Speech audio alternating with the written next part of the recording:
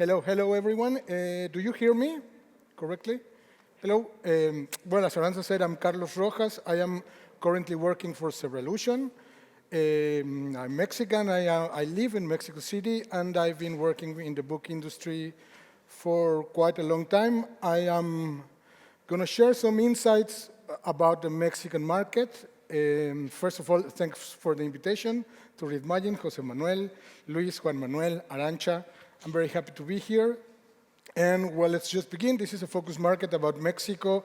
I will try to give you more than figures or numbers, like more ideas or what are my personal perspectives of the market. I'm sorry. Let me just find my way here. Yeah, okay. So this is what we will see in the next half hour, some figures or general data about the Mexican economy numbers, what is the Mexican book industry, where we are now, an overview, then a map of the Mexican publishers. Of course, in 30 minutes, I will try to give you, as I say, it's more my perspective than something like official numbers.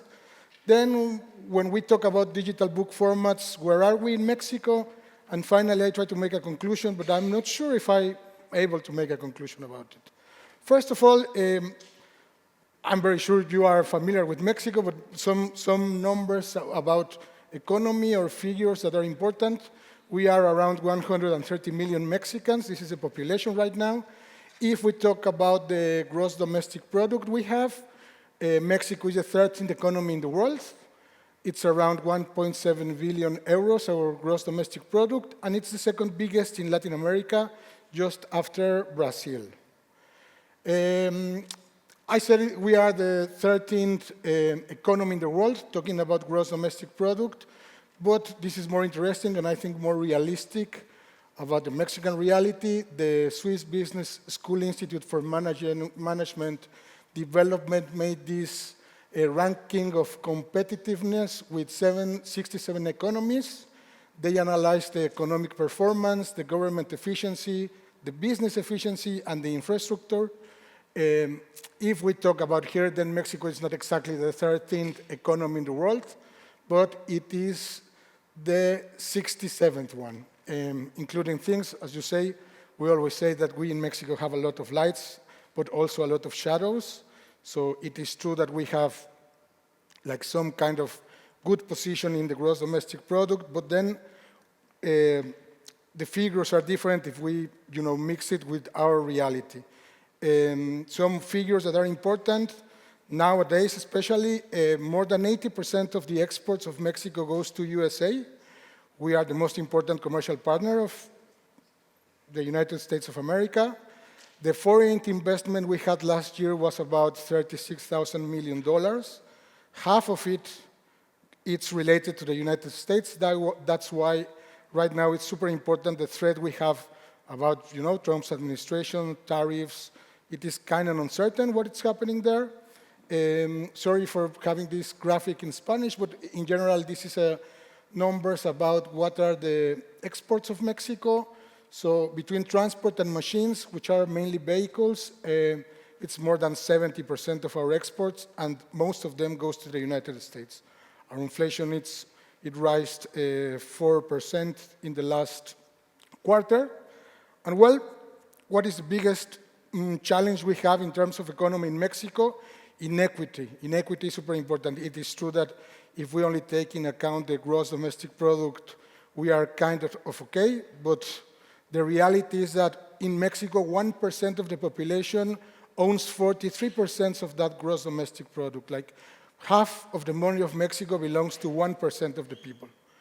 A medium class, or what we call a medium class in Mexico, it's someone that earns between 1,000 and 3,000 euros. This is something that might allow you to live somehow good in Mexico.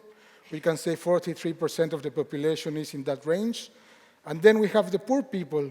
Almost 6 out of 10 people in Mexico are poor people. They earn the minimum salary in Mexico. Minimum salary in Mexico is 2.5 euros per hour.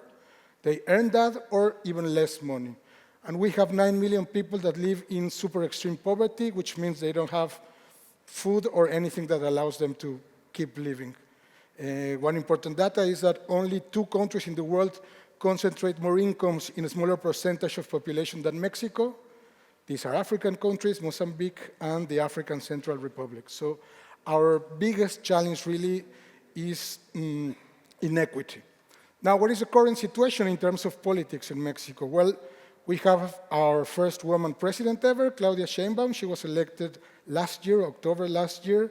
She has a big approval from population. We had kind of stabilized the country after many political struggles.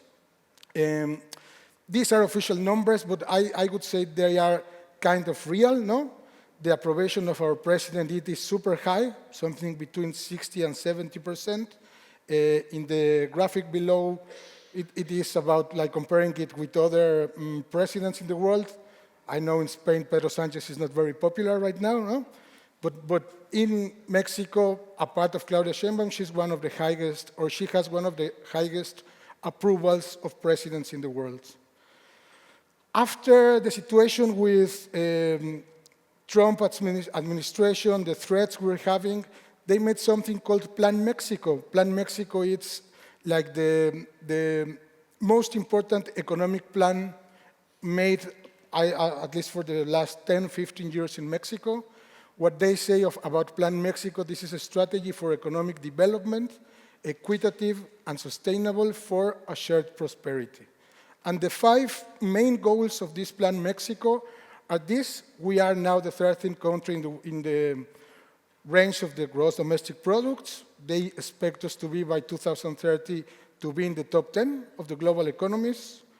They want to raise the proportion of international investment up to 25%. They plan to create 1.5 million new jobs. They want to make Mexico to become one of the top 5 countries visited by tourists in the world. And of course, their plan is to reduce the poverty and inequity in which we are currently living. For this Plan Mexico, they just launched a campaign. This is a campaign in which all politics from all parties and all people from the industry and the leaders of the economy are doing this campaign called Made in Mexico, Hecho en Mexico, and their goal is to make 50% of the local incomes to be made by Mexican products.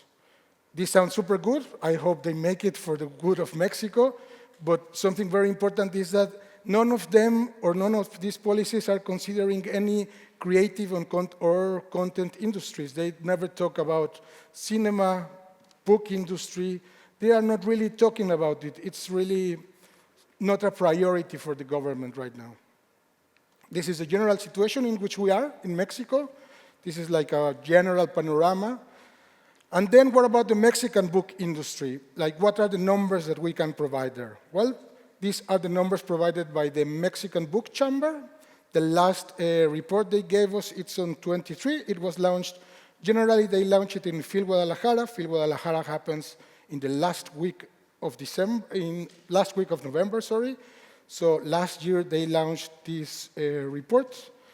I'm gonna show just 2 or 3 slides about it, but in general terms, in Mexico, there are 233 publishers registered officially. Last year, they produced around 23,000 titles. This is an increasement of 20% versus the last year. And the units they produce are about 79.5 million units. Last year, or in 2022, it was 104 million units produced. This reduction is made mainly because now the government is not using books of the industry for schools. Generally, they used to buy books from publishers to the public schools. They stopped that program, and this is one of the reasons why the units produced in the market were reduced. Some important figures, well, it's not about the books they produce, but the most important is the books that we sell, of course. In 2023, they sold 181.3 million units. This is around 8.3 million euros, which is only 0.5% of our gross domestic product. It's not an industry relevant in terms of economics, to be honest. 13% of those books sold were imported books, not really books made in Mexico. 29%, about 3 out of 9 books were sold through bookstores, and only 4% of the books are sold in websites or through online markets. This is important because this is like one of the big challenges and opportunities is to increase the digital presence of books. In terms of million of books sold, then as you see, again, it's minus 22% between last year and this year because of the sales made by publishers to government institutions. Anyway, for some reason we need to discover still, we have one of the biggest book fairs in the world, Guadalajara. I know many of you have been there. A part of that, it is super fun, and we always have, it is great to be in Guadalajara. For some reason, this is one of the main, or the main places to congregate people with books. Guadalajara is not even the capital city, but they have one of the biggest fairs in the world. It is always super crowded. The vibe there is always good. If you haven't been there, you really need to get it in your agenda for the books. So despite we don't have a super big book industry, we do have one of the biggest book fairs in the world. Bookscan Nielsen. Now, as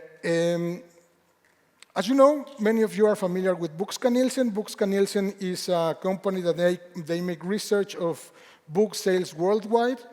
These slides I'm going to show, actually, they were made by David Peman. David Peman is the representative of Bookscan Nielsen in Latin America. He's based in Mexico, and he made a presentation for the last Phil Guadalajara that I think it kind of went, it underwent without being noticed, but I think it gives us like important insights, especially for the Latin American markets.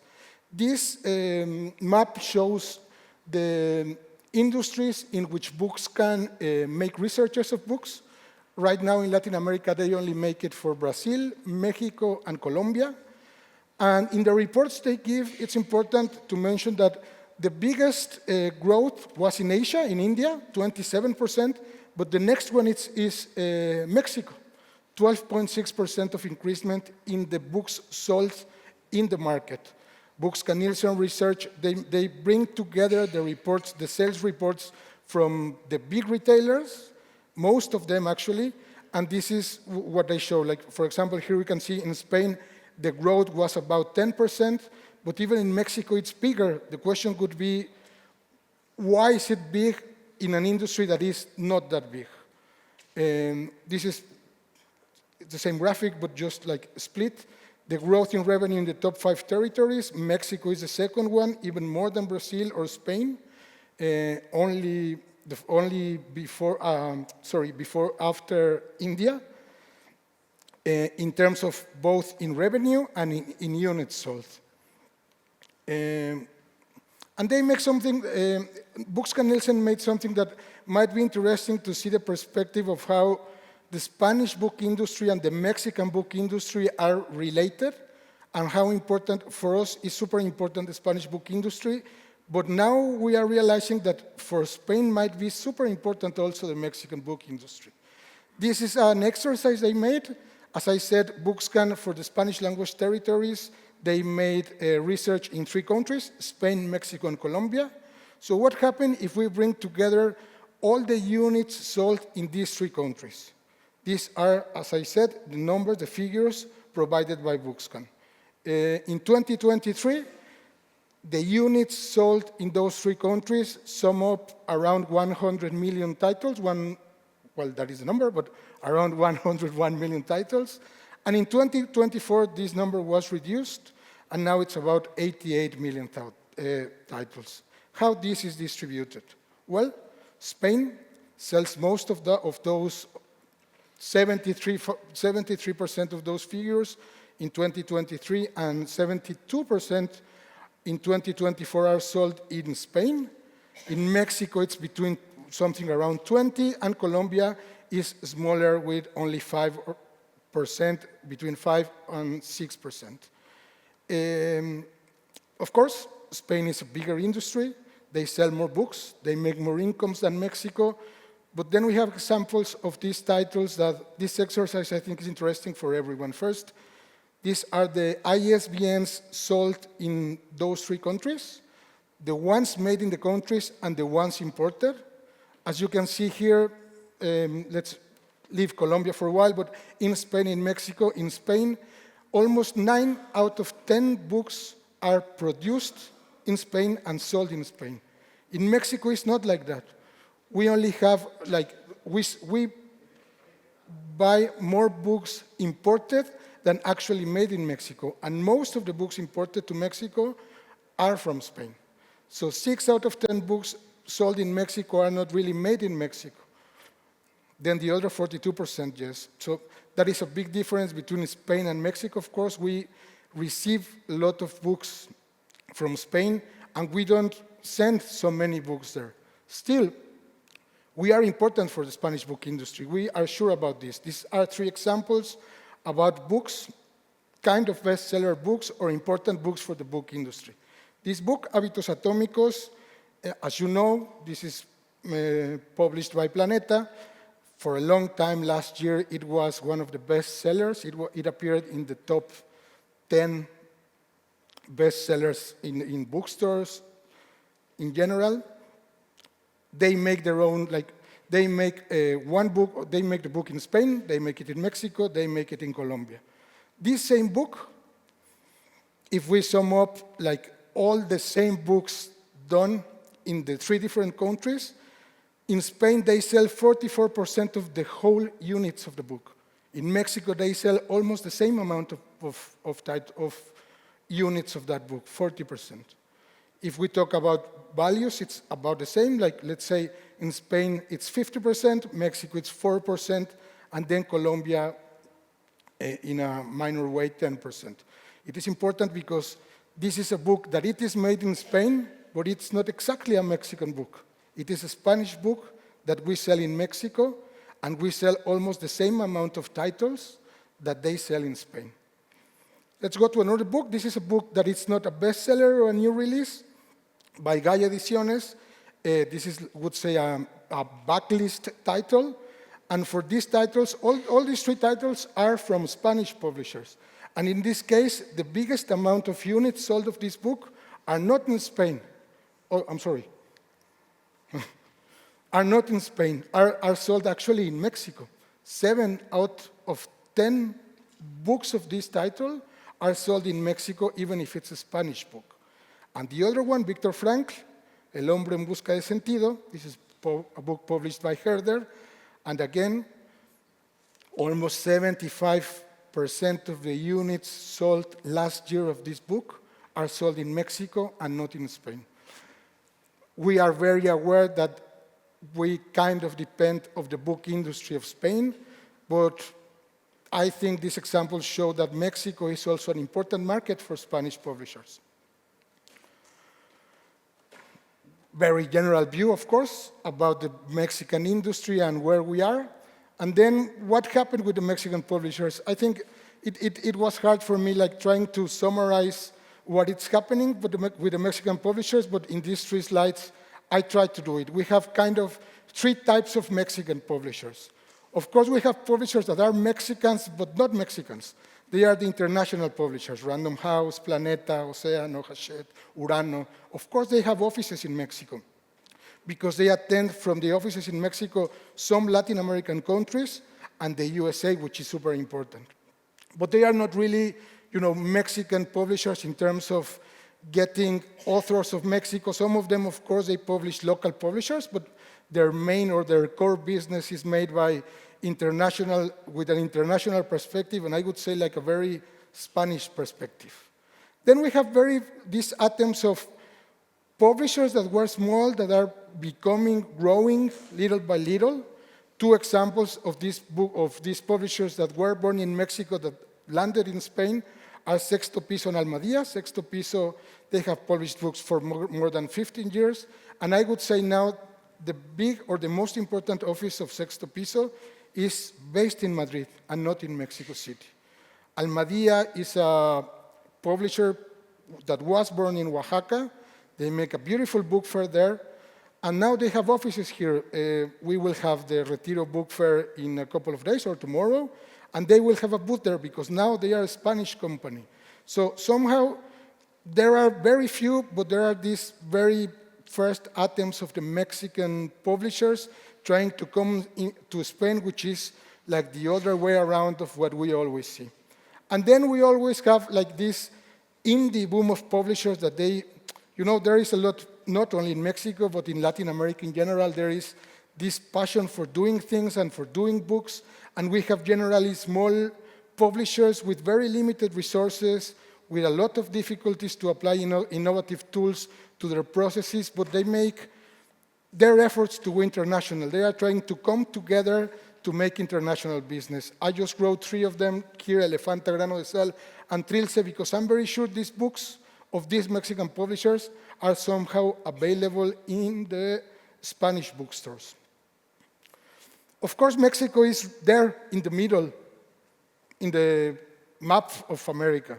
So for publishers of all sizes from Spain, Colombia, Chile, Argentina, they are always interested in getting presence in the Mexican market because this is a potential way to, to move the books through Latin America and through USA.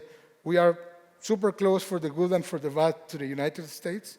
So we try to, it is important. Mexico is in the middle, and this is an opportunity for publishers, in general for the industries, but for publishers, it's important to be in Mexico, even if it's not a big market, it's kind of strategic.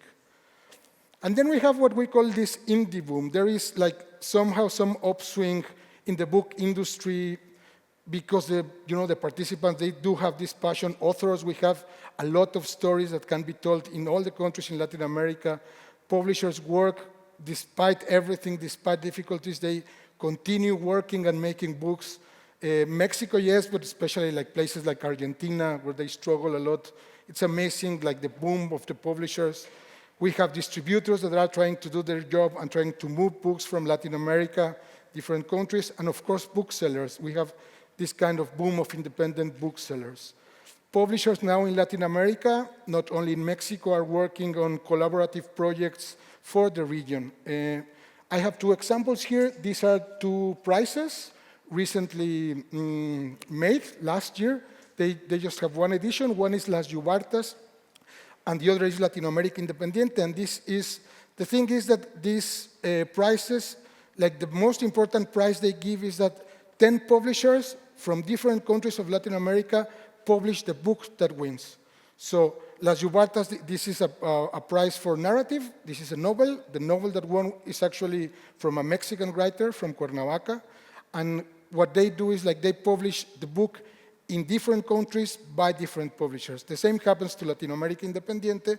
So these are examples of how they are trying to come together. I would say not only about Mexico, but of course, the region as Latin America. What are our challenges in terms of the book industry? Well, we don't have regulations. We don't have regulations at all in Mexico, maybe, but especially for the book industry, 4 things are super important. We don't have a fixed price law, or we have it, but it's not applied at all. And you know how important it is, like to make an even place for the industry. Well, we have it, but it's like no one cares of it. Bookshops or booksellers are trying to pay they are fighting to get refund of their taxes, as the pharmacies do, or as some other like social places do, but they haven't received too much attention. We don't have a metadata base. We have talked about metadata and how important it is to sell books, to promote books, to visibilize books. Then we don't have that. You have a DILVA system. We have dreamed about having a system like that, but we still don't have it. And as I said before, well, the Mexican government doesn't seem to be very interested in support the book industry or the creative industries in general. Now they have been, I would say, paying attention to other that are maybe important things, but so they are not paying attention to this. These are, I think, are the biggest challenges of our industry right now. Now, what happened with the digital books in Mexico? Well, First of all, I have to say that we have so few numbers and figures of the digital book market in Mexico. It is very hard to find one. I'm going to show you what we have, which is not that much. First of all, the situation is different than in the print book because most of small and medium publishers are not really producing or promoting digital content. Audiobooks are made by the big companies, 2 companies, Random House and Planeta. The others are not really there. We had some SIs with some exclusivity models for audiobooks that didn't work, so publishers are not really doing it. They do make ebooks because it's easy to make them, but they don't actively promote this digital content, really. And then the print on demand is something like, sounds like super far away for them.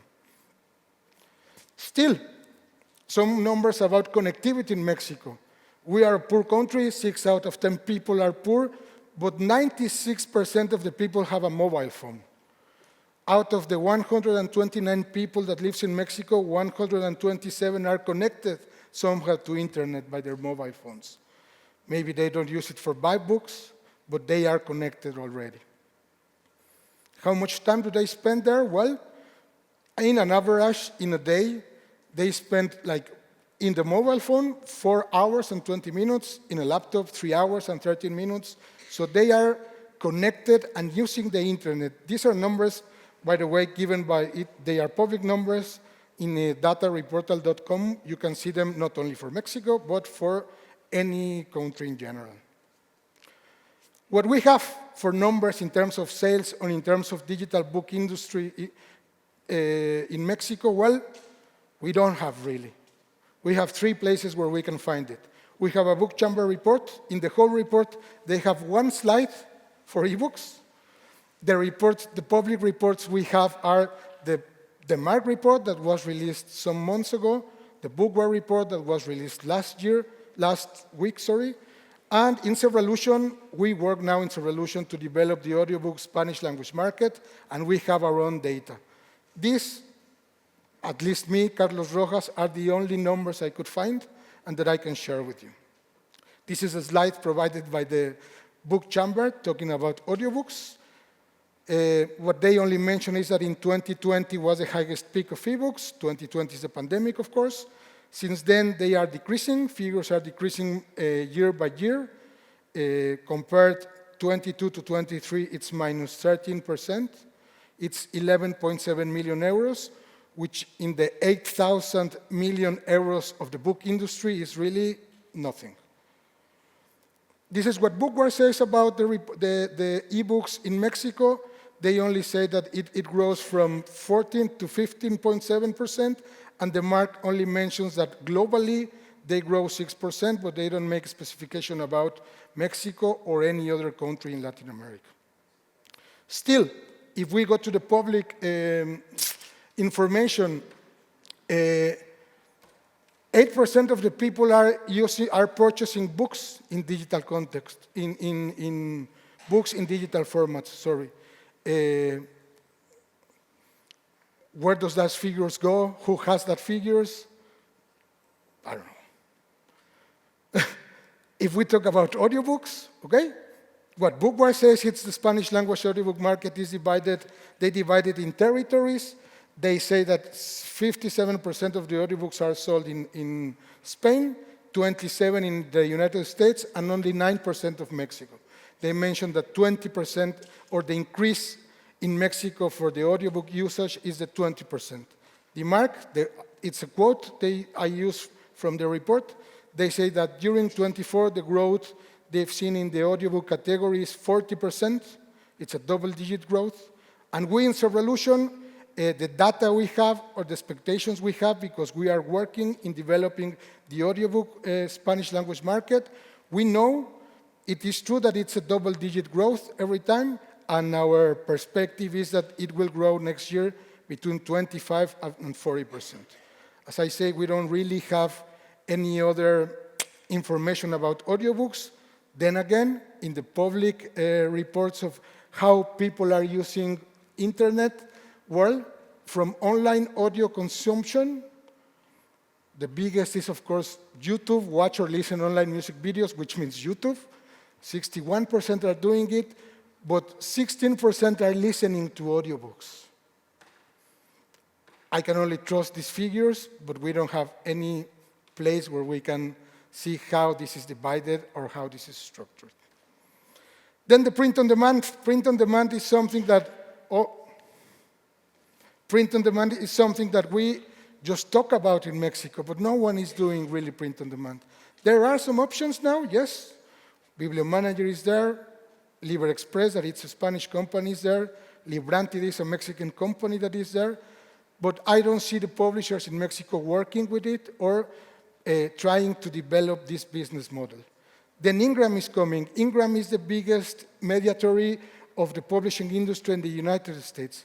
And now they have this project of Lightning Source, which is their print-on-demand project, and they are getting super interested in the Spanish language markets, and particularly in Mexico. This I know it because I've been in the industry for a while, and I know the Ingram people, how interested they are, because their internal figures they have, the books that are sold the most in the print-on-demand business that are not in English, they are in Spanish. So now they will try to get the Spanish language publishers into their platform. This is not happening now, but the expectation is that this will happen soon.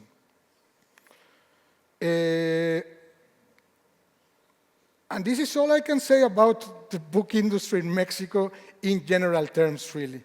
Then when I was trying to make a conclusion about this, I was really thinking, what kind of conclusion can I share with you? From what we see, I really don't feel myself able to make a conclusion about it, but from my perspective, from what I see, is that, of course, Mexico is not a big publishing industry, but it is important in terms of strategic, in terms of logistics, in terms of getting into the Latin American continent and its potential. We're very dependable of the Spanish book industry. Somehow the Spanish book industry looks at us because we are getting relevant, or we are very relevant for them. We struggle very much with internal issues, economy, probably lack of resources, but they are really doing what they can. But these are conclusions, like general conclusions, that I'm not saying anything. I could add a slide telling you this, but then instead of doing that, when I was preparing this presentation, I was thinking about really Mexico. As you know, we have a story together with Spain in many different levels. And I was thinking, like, what would be an idea about Mexico and how the Mexican publishing industry is related to, in general, our Mexican identity. So maybe I'm going to say something that it's totally out of the book industry, but I wanted to share it to you. I want to share this small, beautiful animal with you. The Mexican identity we have, you know, the word that comes through every time we talk about the Mexican identity, it's called mestizaje. The translation of that word is a mixture. We were an ancient culture, Spanish came, we come together, someone else came, but no one has clear idea of what is it. This cute animal that we see here, you might know it already, but this animal, it's called ajolote. Original word of that is an axolotl, and this is an animal that lives, it's in Mexico City. It used to live in the place called the Lake of Texcoco. This lake was in the place where the ancient Mexican city Tenochtitlan was founded, and it only lives there, and it has two important features.